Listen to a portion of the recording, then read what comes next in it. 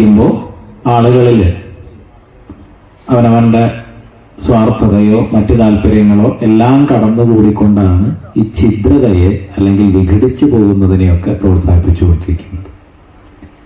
ആ കാലത്താണ് നമ്മൾ നമ്മുടെ ദേശത്തെക്കുറിച്ച്, നമ്മുടെ സംസ്കൃതിയെക്കുറിച്ച് കൂടുതൽ ഓർക്കേണ്ടത്. അതിനൊരു വൃക്ഷം, മഹാവൃക്ഷമാണ് നമ്മൾ കാണുന്നതെല്ലാം. അതിൻ്റെ തടിയാണ്, ശിഖരങ്ങളാണ്, ഇലകളാണ്, അതിൽ വന്നിരിക്കുന്ന കിളികളാണ്, അതിൻ്റെ ഫലങ്ങളാണ്, ഒക്കെയാണ്. പക്ഷെ ആ വൃക്ഷം നിലനിൽക്കുന്നതിൻ്റെ ബലം അതിൻ്റെ വേരുകളാണ്. വേരുകൾ ശക്തമാണെങ്കിൽ മാത്രമാണ്, ആ വേരിൻ്റെ ശക്തി അനുസരിച്ചിട്ടാണ് ആ വൃക്ഷം നിലനിൽക്കുന്നത്. എത്ര വലുതാകുന്നു എന്ന് വരുന്നത്, ആ വലിപ്പത്തെ താങ്ങാൻ കഴിയുന്നത്, അല്ലെങ്കിൽ അതിന് എത്രത്തോളം സമൃദ്ധിയോടുകൂടി നിലനിൽക്കുന്നത്, എത്രത്തോളം ആരോഗ്യത്തോടുകൂടി നിലനിൽക്കുന്നതൊക്കെ ഇതിൻ്റെ വേരിൻ്റെ കരുത്തിനെ ആധാരമാക്കിയിട്ടാണ്. അപ്പം നമ്മുടെ വേര് എന്ന് പറയുന്നത് നമ്മുടെ ഈ മണ്ണിൻ്റെ സംസ്കൃതിയാണ്. ആ വേര് മുറിച്ചു മാറ്റാൻ, ആ വേരിനെ ക്ഷയിപ്പിക്കാൻ, വേരിനെ ദ്രവിപ്പിക്കാൻ ഒക്കെയാണ് ഈ ധർമ്മത്തെ ഇല്ലാതാക്കണം എന്ന് കരുതിയിരുന്നിരുന്ന എല്ലാ കാലത്തുമുള്ള അധിനിവേശ ശക്തികൾ ശ്രമിച്ചത്. നമുക്ക് അറിയില്ല നമ്മുടെ ശക്തി എന്താണ്, നമുക്ക് എവിടെ നിന്നാണ് ശക്തി വരുന്നത്, നമുക്ക് ഊർജ്ജം എവിടെ നിന്നാണ് ഉണ്ടാവണമെന്നുള്ളത് നമുക്കറിയില്ല. ഇത് വരുത്തി പറഞ്ഞാൽ നമുക്കിത് അറിയാതെ കിട്ടുന്നതാണ്. പൂർവാചാര്യന്മാർക്കറിയാമായിരുന്നു, നമ്മുടെ കാരണവന്മാർക്കറിയാമായിരുന്നു. അവരിൽ നിന്ന് പകർന്ന് നമുക്ക് അറിയാതെ, നമുക്ക് അധ്വാനിക്കാതെ വന്നു ചേർന്ന അനുഗ്രഹമാണ്. അതുകൊണ്ട് അതിൻ്റെ മൂല്യം നമുക്കറിയില്ല. പക്ഷെ ഇതിനെ നശിപ്പിക്കണം എന്നറിയുന്നവർ എപ്പോഴും അന്വേഷിക്കുക ഇതിൻ്റെ കരുത്തിൻ്റെ ആധാരം എവിടെയാണ്. അങ്ങനെ നമ്മുടെ വേരുകളിൽ നിന്ന് പറിച്ചറിയാൻ, നമ്മുടെ വേരുകളെ ക്ഷയിപ്പിക്കാൻ, ദ്രവിപ്പിക്കാനൊക്കെ വളരെ ബോധപൂർവമായിട്ടുള്ള ശ്രമങ്ങൾ എല്ലാ കാലത്തും നടന്നിട്ടുണ്ട്. അത് എത്രത്തോളം സൂക്ഷ്മമാണ് എന്ന് ചിന്തിക്കുന്നതാണെങ്കിൽ, കേരളത്തിൻ്റെ ചക്രവർത്തിമാരിൽ അവസാനത്തെ ചക്രവർത്തി ചേരമാൻ പെരുമാൾ നായനാർ, അദ്ദേഹത്തിൻ്റെ ശിവഭക്തിയുടെ അത്യുന്നതിയിൽ ഉടലോടുകൂടി കൈലാസാരോഹണം ചെയ്യുകയാണ് സുന്ദരമൂർത്തി നായനാരുടെ ഒപ്പം. ആ ദിവസത്തിന്റെ ഓർമ്മയുണർത്തിക്കൊണ്ട് നടക്കുന്ന അനുഷ്ഠാനം അന്ന് തൊട്ട് ഇന്ന് വരെ ഒരിക്കലും മുറിഞ്ഞു പോകാതെ നമ്മുടെ കേരളത്തിൽ തിരുവഞ്ചിക്കുളം ക്ഷേത്രത്തിൽ നടന്നു വരുന്നുണ്ട്. തമിഴ്നാട്ടിൽ നിന്നൊക്കെ ഒരുപാട് ഭക്തർ അവിടെ അതിനുവേണ്ടി വരുന്നുണ്ട്. തമിഴ്നാട്ടിൽ ഏത് ശിവക്ഷേത്രത്തിൽ ചെന്നാലും അവിടെ കാണുന്ന നായനാർമാരുടെ വിഗ്രഹത്തിൽ ചേരമാൻ പെരുമാൾ നായനാരുടെ വിഗ്രഹവും കാണാൻ കഴിയും. പക്ഷെ നമ്മുടെ ചില പുസ്തകങ്ങളിൽ മാത്രമല്ല, നമ്മുടെ അനുഷ്ഠാനങ്ങളിലെ ഗീതങ്ങളിൽ പോലും, വിളിച്ചു ചൊല്ലലുകളിൽ പോലും ആ പെരുമാൾ മതം മാറി മുസ്ലിമായി മക്കത്ത് പോയി എന്നുള്ളതാണ് നമ്മൾ പഠിക്കുന്നത്. ഉത്തര മലബാറിലെയൊക്കെ തെയ്യത്തിൻ്റെ തോറ്റം പാട്ടുകളിൽ വരെ ഈ വളച്ചൊടിക്കപ്പെട്ട ചരിത്രം തിരികെ കയറിയിട്ടുണ്ട്.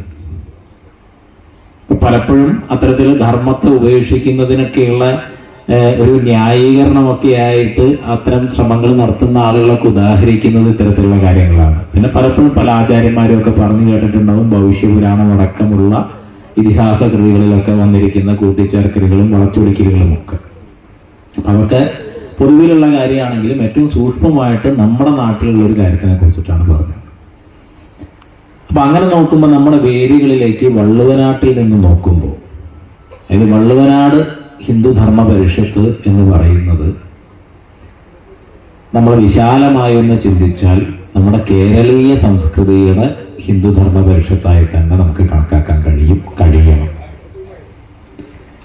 ഇപ്പം ഭാരതപ്പുഴയെ കുറിച്ച് പറഞ്ഞു. മുഴുവൻ ഭാരതത്തിലും ഭാരതത്തിന്റെ പേരിലുള്ള നദിയാണ്. അത് തമിഴ്നാട്ടിലെ പൊള്ളാച്ചിക്ക് അടുത്ത് ത്രിമൂർത്തി മലയിൽ നിന്ന് സദാശിവസമാരംഭാം ശങ്കരാചാര്യമധ്യമാം അസ്മദാചാര്യപര്യന്താം വന്ദേ ഗുരുപരമ്പര.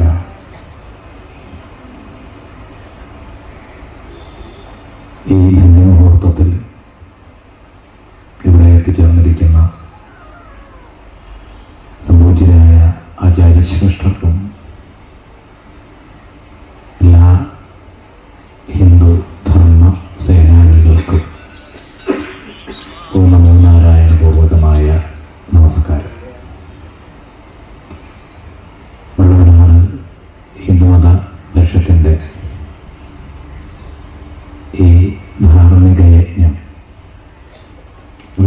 ചെയ്തതായി പ്രഖ്യാപിക്കുന്നു.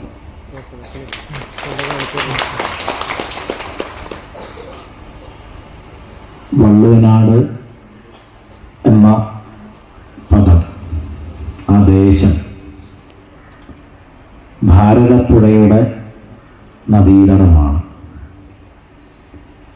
മുഴുവൻ ഭാരതത്തിലും ഭാരതത്തിൻ്റെ പേരിലുള്ള ഏക നദിയാണ് ഭാരതപ്പുഴ.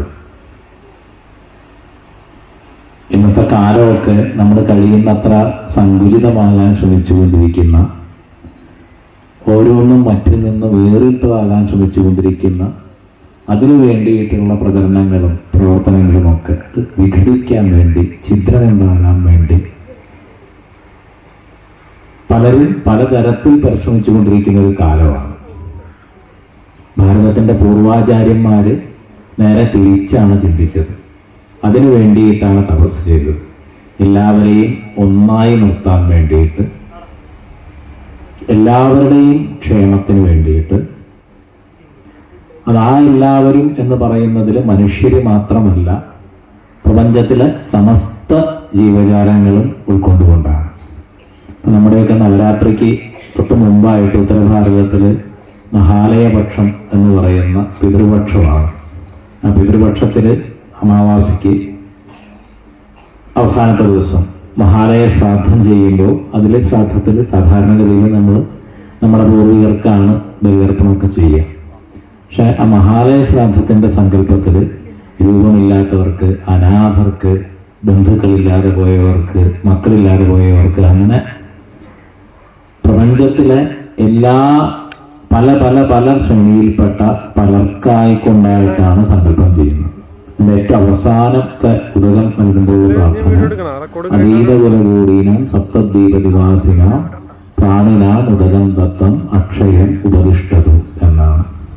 ഈ സപ്തദ്വീപുകളായിട്ട് കിടക്കുന്ന ഭൂമിയിലെ കോടിക്കണക്കിന് കുലങ്ങളിലുള്ള എല്ലാ പ്രാണികൾക്കും ഞാൻ ഈ ഉദകം സമർപ്പിക്കുന്നു, അതെല്ലാം അക്ഷയമായി ഇരിക്കട്ടെ എന്ന്. ഈ പ്രപഞ്ചത്തിലെ എല്ലാം അക്ഷയമായി നിലനിന്നാലാണ്, അതിലാണ് നമ്മുടെ ശ്രേയസ്, നമ്മുടെ മുന്നോട്ട് പോക്ക്, നമ്മുടെ. ഞാൻ ഈ ലോകത്ത് ദുരിതങ്ങളെ കൊണ്ട് വന്ന് ജനിച്ചാണെന്നുള്ള കാഴ്ചപ്പാട് മാറി ഒരുപാട് പുണ്യം, ജന്മജന്മാന്തരമായി പുണ്യം ചെയ്യുന്നതുകൊണ്ടാണ് എനിക്ക് മനുഷ്യജന്മം കിട്ടിയത് എന്നുള്ള